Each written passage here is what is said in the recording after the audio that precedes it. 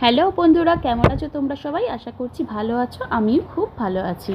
তো আজ ছিল জিতিয়া পুজোর পরের দিন, মানে খাওয়া দাওয়ার দিন। তো জিতিয়া পুজো করে আমার ছোটো কাকি। তো ওইখানেই গেছিলাম, ওদের নেমন্তন্ন ছিল খাবারে। ভাত দিয়েছে, ডাল দিয়েছে, পটল ভাজা ছিল, ঢ্যাঁড়স ভাজা ছিল, উচ্ছে ভাজা ছিল, বেগুন ভাজা ছিল, তারপরে ছিল ঝিঙের তরকারি পড়েছিল, বরবটি ভাজা, পুঁই শাক দিয়ে একটা ছোলা দিয়ে তরকারি, বাঁধাকপির তরকারি, তারপর ছিল পেঁপে ভাজা, আর ছিল মানকচুর একটা তরকারি। তো এই সব রান্নাই সত্যি খুব ভালো ছিল। আরও এখনও শেষ হয়নি যদিও।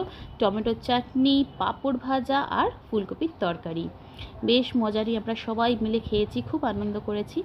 আর যেহেতু দাদার ছিল আজকে অফিস, মানে আমার হাজব্যান্ডের ছিল আজকে অফিস, তো ওর আসতে দেরি হয়েছে, তো পরে খেয়েছে।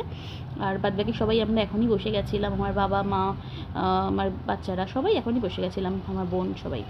তো খাওয়া দাওয়া খুব মজা করে খেয়েছি, কারণ এই দিনের এই খাওয়াটা না যেহেতু প্রসাদ থাকে, তো এতটাই টেস্টি হয় যে মানে বলে বোঝানো যায় না। তো ছোটো কাকি প্রত্যেকবারই নেমন্তন্ন করে, খাওয়ায় আমাদেরকে।